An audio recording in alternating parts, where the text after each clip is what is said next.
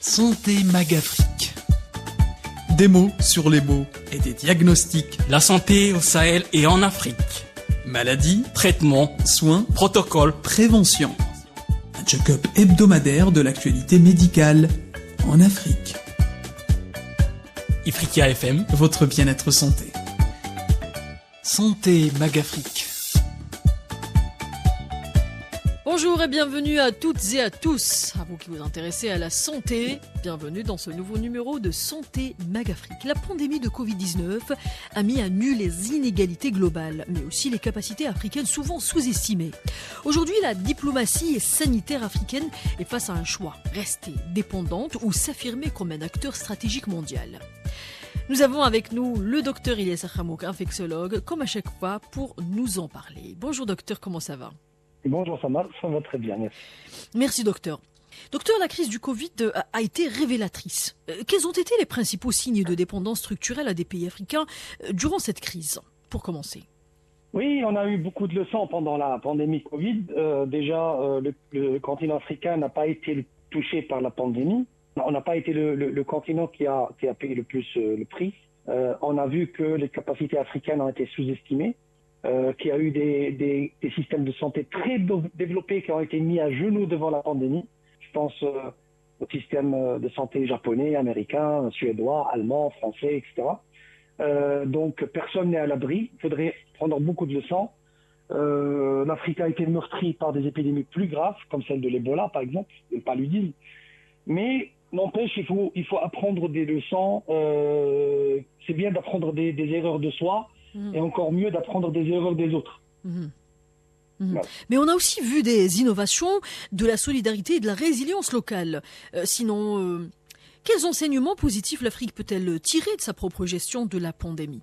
Alors moi je pense que je suis bien positionné pour en parler parce que je faisais partie du comité scientifique algérien. Exactement. Et qui était sous la tutelle directe du président de la République. Ça c'est la première leçon, c'est que quand les autorités c'est-à-dire les hautes autorités prennent en charge le problème directement, on peut avancer très rapidement. D'accord. Par rapport aux décisions, tout ce qui est arrêt des vols. Et ça c'est très bien, c'est positif. Le confinement, etc. Il y a eu des coopérations scientifiques, bien sûr, les décisions sont politiques. Mais on a écouté directement les scientifiques, et ça c'est la première leçon, c'est très bien. Deuxièmement, on a pu, je parle de l'Algérie parce que c'est là où je travaille, on a pu fabriquer rapidement le vaccin contre la Covid. Je dis pas acheter, mais fabriquer. Il y a eu une collaboration avec les Chinois et on a fabriqué. Il y a eu les premiers, je pense c'était l'Afrique du Sud. Il y a eu aussi l'Algérie, puis l'Égypte. Donc on a été les 3 premiers pays africains qui ont fabriqué rapidement le vaccin et on a même offert des doses à des pays voisins. Ça c'est une leçon qui veut dire que l'Africain, quand il veut, il peut. C'est vrai. Donc il ne faut pas sous-estimer. Et il ne faut jamais se sous-estimer. Par contre, il y a eu des côtés négatifs. Par exemple, la PCR, le diagnostic de la Covid, c'était la PCR. D'accord. Et la PCR, c'est une technologie qui, dans les pays développés, est devenue presque banale. Mais dans les pays africains, ça reste un diagnostic de luxe. Il y a eu des pays qui n'en avaient pas. Ils n'avaient pas les moyens. Ils n'étaient pas préparés. D'accord. En Algérie, par exemple, on a commencé par un laboratoire qui faisait la PCR, et puis en une année, on est devenu 120 laboratoires qui font la PCR. Pourquoi ? Parce que les autorités ont mis le paquet, ont mis l'argent nécessaire, parce qu'il y avait une urgence sanitaire. C'est ça. Malheureusement, d'autres pays d'Afrique, ils croulent sous le poids économique, ils ne peuvent pas se permettre. Mais ça reste quand même un côté positif, c'est-à-dire, si on met le paquet, on peut s'en sortir. On peut s'en sortir rapidement. Tout simplement. Il manquait juste, et ça c'est pas un défaut de l'Afrique, mais c'est un défaut mondial. C'était la collaboration mondiale. D'accord. On a vu, même en Europe, la France elle avait une stratégie, l'Italie elle avait une autre stratégie, l'Angleterre avait une autre troisième stratégie. Il n'y avait pas de collaboration. Et ça c'était le point faible de l'humanité, je pense. Il n'y avait pas de problème de il n'y avait pas de collaboration entre pays. On parle toujours de notamment collaboration, de communication, c'est toujours la clé pour réussir. Mais on parle beaucoup aussi de souveraineté vaccinale. Mais où en est-on concrètement? Quels sont les obstacles majeurs à la production locale de vaccins en Afrique, docteur? Alors, l'obstacle majeur, moi je pense, c'est la matière première. On a tendance en Afrique, chaque pays achète sa matière première. Et ce qu'il faut faire, et on en a parlé parce que j'ai participé à un forum sur l'industrie pharmaceutique en Afrique, organisé par l'Africa CDC en Égypte, et on a discuté, il faudrait qu'il y ait des achats groupés. Même si, par exemple, le Sénégal produit son vaccin, le Cameroun produit son vaccin, mais les deux pays achètent ensemble la matière première. D'accord. Comme ça, le prix va être moins important, bien sûr, en gardant la qualité. Mais cette solidarité économique, elle peut être bénéficiaire pour tout le monde. C'est-à-dire faire des achats groupés africains. On ne va pas dire pan-africain, mais au moins c'est-à-dire régionalement. L'Afrique de l'Est, l'Afrique de l'Ouest. Oui. Deuxième chose, c'est pourquoi pas se partager l'industrie pharmaceutique. C'est ça. Par exemple, la Mauritanie qui va fabriquer le vaccin de la rage, l'Algérie va fabriquer le vaccin de la grippe, par exemple. Au lieu de se focaliser tous sur un seul vaccin, chacun va prendre en partie un vaccin et on va acheter entre nous. C'est ça. Voilà, donc ce genre de collaboration par rapport à l'industrie vaccinale, c'est ce qui freine un peu notre pouvoir. C'est de la coopération surtout. Voilà, on est trop dépendant aux autres continents et bien sûr il faut faire pression collective pour un transfert de technologie. Tout simplement. Mais quels sont les obstacles, justement, pas les obstacles, mais on a parlé des institutions comme Africa CDC ou l'Agence africaine du médicament. Ces institutions-là, docteur, sont récentes. Est-ce qu'elles sont à la hauteur des ambitions du continent ou manquent-elles, on va dire, de moyens? Oui, c'est pertinent comme question. C'est récent. Ça commence à jouer un rôle au moins pour rassembler. Ça, c'est un rôle qu'elle joue, c'est que ces structures jouent très bien, parce que c'est le premier pas, c'est de se retrouver et de se parler. Ça, c'est le premier obstacle africain. Après, bien sûr, il faut des moyens. Et les moyens, vous savez, ce genre de structure, les moyens viennent de deux côtés. Ils viennent des côtés des États. Et ça peut être parfois difficile pour un État de participer financièrement pour une structure internationale, alors que cet État connaît des problèmes nationaux. Ça peut être un peu difficile, et je comprends, bien que ce soit de l'intérêt public continental. Et deuxièmement, c'est les partenaires commerciaux, tout ce qui est laboratoire pharmaceutique, qui, bien sûr, participent sur le côté financier, mais il faut faire attention au lobbying. Donc, il faut trouver un bon équilibre, il faut trouver de bons défenseurs, de bons avocats de la cause africaine, pour à la fois avoir une belle coopération avec les laboratoires pharmaceutiques, mais bien sûr sans tomber dans l'exploitation pure et dure. Dans les négociations mondiales, moi si je me trompe docteur, l'Afrique elle est souvent peu audible. Mais c'est injuste. Comment les pays africains, c'est injuste justement, comment les pays africains peuvent-ils, on va dire, mieux se coordonner pour parler d'une seule voix sur la scène sanitaire mondiale? Que proposez-vous, docteur? Oui, parce que malheureusement, les plus grands, il ne faut pas se voiler la face, les plus grands pourvoyeurs de fonds sont des laboratoires pharmaceutiques. Et les plus grands laboratoires pharmaceutiques, c'est clair. C'est les Américains, c'est les Européens, c'est les Indiens et c'est les Chinois. D'accord. Et quand on a un pouvoir aussi économique, c'est un pouvoir aussi politique et décisionnel dans les structures comme l'OMS. Et malheureusement, tant qu'on n'a pas une belle industrie pharmaceutique, et je ne parle pas de production de médicaments anciens, je parle d'innovation, de recherche scientifique. Imaginez qu'un laboratoire africain va découvrir un médicament contre le cancer efficace. Ça va être une révolution à la fois sanitaire, mais économique aussi. Et qui dit économique, dit politique. Donc, pourquoi pas, puisque chaque pays est un peu faible, pourquoi pas investir, c'est-à-dire beaucoup de pays africains doivent investir dans un seul laboratoire, avec tous les moyens, toutes les finances nécessaires pour que ça soit une des voies africaine dans les institutions comme l'Organisation mondiale de la santé. C'est ça. Mais l'aide extérieure est souvent vitale. On parle de dépendance, on parle du devoir sortir de cette dépendance. Mais bon, l'aide extérieure est souvent vitale, mais à double tranchant. Maintenant, ma question est comment éviter que les partenariats sanitaires internationaux n'imposent des priorités étrangères aux réalités africaines? Oui, c'est assez compliqué. Alors, premièrement, il faudrait mettre en avance nos compétences africaines. C'est ça. Il faut choisir les bonnes personnes. Vous savez, dans des regroupements internationaux, dans des meetings internationaux, on a tendance un peu à sous-estimer les Africains, pas parce qu'on n'a pas de cadre, mais parce qu'on n'a pas envoyé les bonnes personnes. Tout simplement. Ça, c'est en premier. Donc, il faut choisir les bonnes personnes, les bons voilà, représentants. Exactement. Pour les meetings, pour être membre de l'OMS, pour être représentant de tel pays, il faut prendre les gens du terrain, les gens les plus performants, les plus compétents. Et on en a, bien sûr qu'on en a en Afrique. Parce qu'en Afrique, on a les deux côtés. On a le côté scientifique et on a le côté expérience. D'accord. Je te donne un exemple. Récemment, j'étais au Togo pour discuter les maladies tropicales négligées. Bien sûr qu'en Algérie, on en a quelques-unes, comme le trachome, la leishmaniose, etc. Mais il y a des maladies qu'on ne connaît pas du tout. Et j'étais agréablement surpris des efforts des gens du terrain qui nous ont donné, nous, Nord-Africains, des leçons de travail, des leçons, des astuces.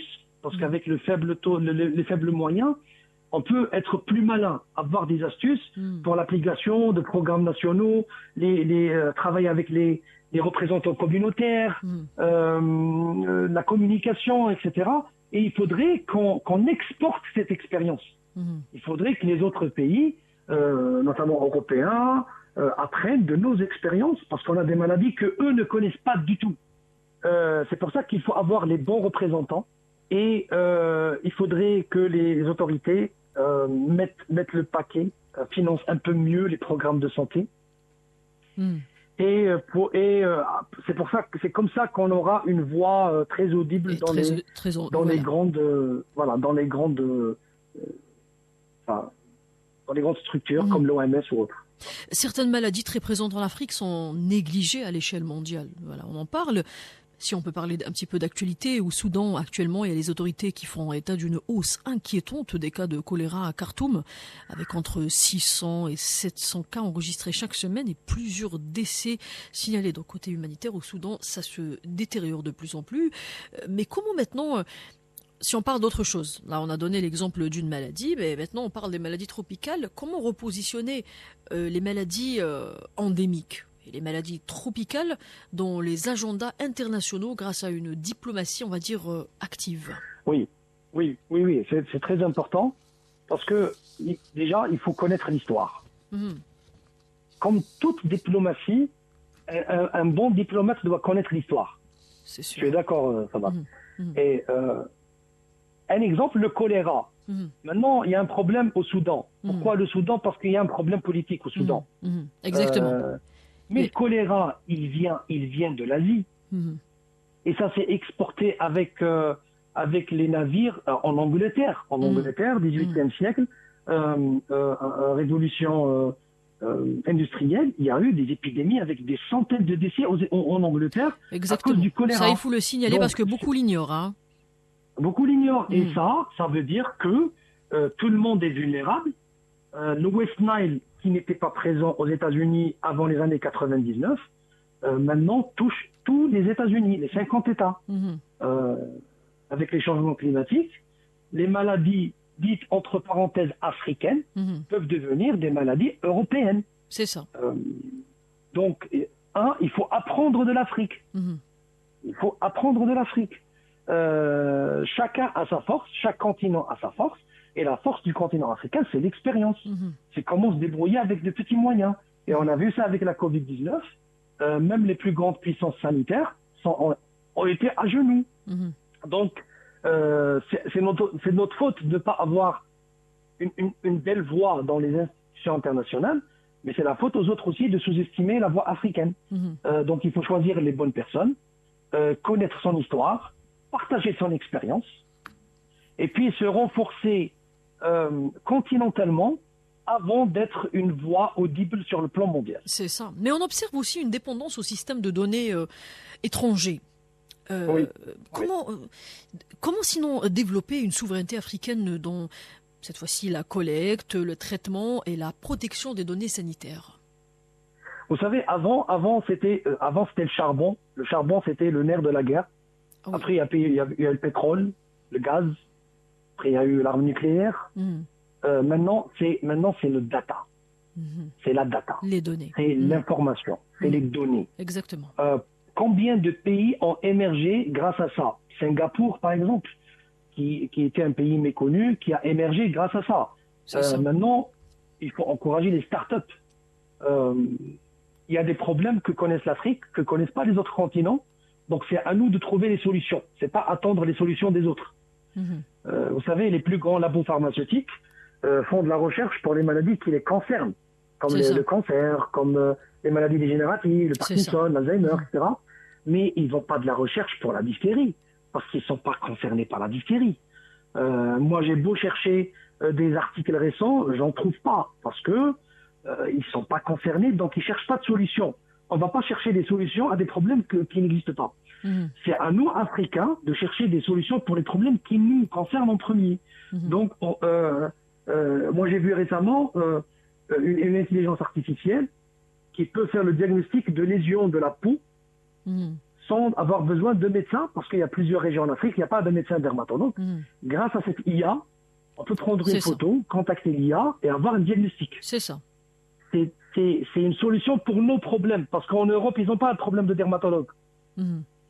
Donc, c'est à nous de faire des startups pour chercher de l'eau potable, pour faire de la télésurveillance météorologique, pour chercher le bon traitement pour la bonne maladie.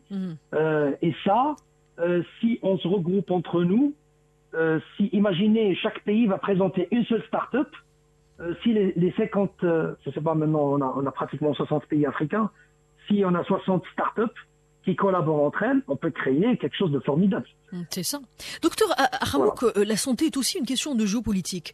Lorsqu'on observe les grands équilibres mondiaux, vous venez de le dire, vous venez de le souligner plusieurs fois, c'est évident, et il devient évident que la santé dépasse aujourd'hui le seul cadre médical pour s'imposer comme un véritable levier de pouvoir, un instrument d'influence et un enjeu de souveraineté. L'Afrique, au carrefour de plusieurs continents, dotée d'une jeunesse nombreuse, d'un potentiel de coopération sud-sud et d'un poids démographique croissant dans les grandes organisations internationales, pourrait, on va dire, théoriquement se positionner comme un acteur central dans l'architecture mondiale de la sécurité sanitaire, d'autant plus que la gestion des épidémies, la production de vaccins ou encore la circulation des savoirs médicaux qui sont devenus on va dire, des éléments de diplomatie dure. Maintenant, ma question pour vous, docteur, est-ce que pensez-vous que l'Afrique a aujourd'hui les leviers pour transformer sa position géographique et humaine en avantage, et plutôt en avantage géopolitique sur la scène sanitaire mondiale? Et si oui, par où commencer? Par l'intégration régionale, l'investissement local ou la redéfinition de ces alliances internationales? Excuse-moi, je vais être un peu pédant, un peu lourd, mais il faudrait... c'est dans les deux sens. La santé est un levier géopolitique, d'accord, comme la géopolitique est un élément important pour avoir une bonne politique de santé. Exactement. Donc il faudrait utiliser les leviers, en premier l'Union africaine, par exemple, c'est très important, pour gérer tous les conflits, que ce soit interpays ou dans le même pays. Bien sûr, en gardant en esprit la souveraineté de chaque pays. Donc il faudrait qu'il y ait une stabilité. À moins d'avoir une paix, au moins d'avoir une stabilité. Ça, c'est en premier. En deuxième, la santé est un levier de la géopolitique. On a vu ça avec la Covid. Vous vous rappelez la guerre entre des pays développés pour avoir des masques chirurgicaux. Produits par qui? Produits par la Chine. Déjà, la Chine, elle avait un élément important de pression qui est la production d'équipements médicaux, de médicaments, de vaccins, etc. Donc, on n'est pas obligé de commencer par des produits, la recherche ultra coûteuse, comme pour des maladies comme l'hépatite C ou l'Alzheimer ou le Parkinson ou le médicament peut coûter $2 000 ou $5 000. On peut commencer déjà par l'autosuffisance en ce qui concerne nos problèmes de santé. C'est ça. Ne pas importer des médicaments pour le palu. Ne pas importer du paracétamol. Ne pas importer les antibiotiques les plus basiques. Déjà, commencer par ça. Et puis, avoir des fonds, panafricains, comme le Fonds mondial, qui lutte contre la tuberculose, le VIH, SIDA, etc. Pourquoi pas participer en premier, prioriser des fonds africains qui peuvent, cette année, aider ce pays-là parce qu'il est en difficulté, l'année prochaine, aider un autre pays. Comme ça, on aura peut-être une dépendance externe, mais au moins une dépendance intra-africaine. Ça, c'est très important. Et puis, il faut investir plus dans la santé. On n'est pas obligé d'investir dans d'autres domaines. On peut commencer déjà par la santé, parce qu'il y aura malheureusement une autre pandémie. On ne saura pas quand est-ce que ce sera le cas, mais il y aura une autre pandémie. On aura toujours besoin de masques chirurgicaux, de lunettes. Ça, c'est important. Que ce soit pour l'Ebola. C'est le même équipement pour l'Ebola que pour la grippe, que pour. Mais il faut commencer à produire local. Surtout quand il s'agit de produits simples comme ça. Maintenant, c'est vrai, quand il y a une technologie importante comme la vaccination, commencez déjà par fabriquer des vaccins basiques qu'on connaît depuis une centaine d'années. Et comme ça, quand on aura une vraie base économique, sanitaire, comme ça, dans l'avenir, on pourra un peu upgrader l'industrie pour des produits et surtout un peu plus compter sur nous. Et surtout compter sur nous. Docteur Hamouk, on parle et on évoque bien sûr la diaspora africaine dans ce numéro. Or, cette diaspora est aujourd'hui l'une des plus dynamiques au monde, notamment dans les domaines de la médecine, de la recherche et de l'innovation biomédicale. Qu'ils soient médecins, chercheurs, ingénieurs en santé publique ou acteurs de la diplomatie scientifique, des milliers d'Africains contribuent au progrès sanitaire à travers le monde, souvent dans des institutions de pointe. On parle également de vous, docteur Hamouk, qui est infectiologue, dans un contexte où le continent cherche à renforcer ses systèmes de santé, développer ses capacités de production pharmaceutique et mieux se positionner dans la diplomatie sanitaire globale. Maintenant, ma question est comment l'Afrique peut-elle mobiliser stratégiquement, on va dire, sa diaspora, non pas seulement comme une ressource financière, mais comme un levier de transfert de compétences, de plaidoyer international et de coopération scientifique durable? Et quelles conditions faudrait-il réunir sur le continent pour que ce lien devienne structurant et non simplement symbolique? Alors, à mon avis, en premier, il faut valoriser les compétences locales. D'accord. Avant de penser à la diaspora dans d'autres continents, il faut valoriser les compétences locales. Il faut qu'il y ait des conditions socio-économiques pour les chercheurs, pour les médecins, pour les travailleurs de santé, pour éviter la fuite des cerveaux. C'est ça. L'Afrique produit chaque année des millions de compétences qui partent ailleurs. Déjà, il faut les valoriser pour les garder. Ça, c'est en premier. Il faudrait les mettre dans les structures de prise de décision. J'ai donné l'exemple avec la Covid où il y avait une entente directe entre les hautes autorités et les scientifiques. Parce qu'il fallait prendre des décisions rapides. Donc il faut valoriser, il faut les mettre dans les centres de décision et valoriser les compétences locales. Ça, c'est en premier lieu. Puis, quand on voit certaines personnes, des lumières qui ont brillé ailleurs, mais quand je dis briller, ils ont été dans les hautes sphères de décision dans des pays très développés. Exactement. Moi, je peux donner un exemple. Professeur Elias Zerhouni, qui était aux États-Unis, c'était le conseiller du président Bush. Exactement. C'était un Algérien formé à l'université algérienne qui a ce genre de personnes. Il faut leur donner les clés directement des décisions sanitaires parce qu'ils ont les deux compétences, la compétence médicale, technique et la compétence décisionnelle politique. Donc déjà, valoriser les personnes qui sont déjà dans le continent africain et puis attirer la diaspora à l'international en investissant sur eux parce qu'ils font partie des richesses de l'Afrique comme c'est le cas pour l'or ou pour le pétrole ou pour le gaz. Il faut investir sur eux au lieu de surpayer des compétences internationales. Et à la fin, on n'aura pas cet amour de la patrie, cet amour du continent que peuvent avoir ces acteurs de la diaspora. Tout simplement. On aimerait bien aussi, docteur, conclure sur une note d'espoir. Quelle vision auriez-vous d'une diplomatie sanitaire africaine souveraine, équitable et influente d'ici, on va dire, 10 à 20 ans? Alors, moi, je citerai Jules César, qui a dit pour avoir la paix, il faut préparer la guerre. C'est ça. Mais je pense que c'est la meilleure réponse. De guerre. Oui, mais on se trompe de guerre. Je ne parle pas de guerre avec des balles, avec des fusils, des missiles. Mais c'est la guerre sanitaire. Il faut qu'on se prépare pour toute pandémie et pour régler nos problèmes de santé en Afrique en premier.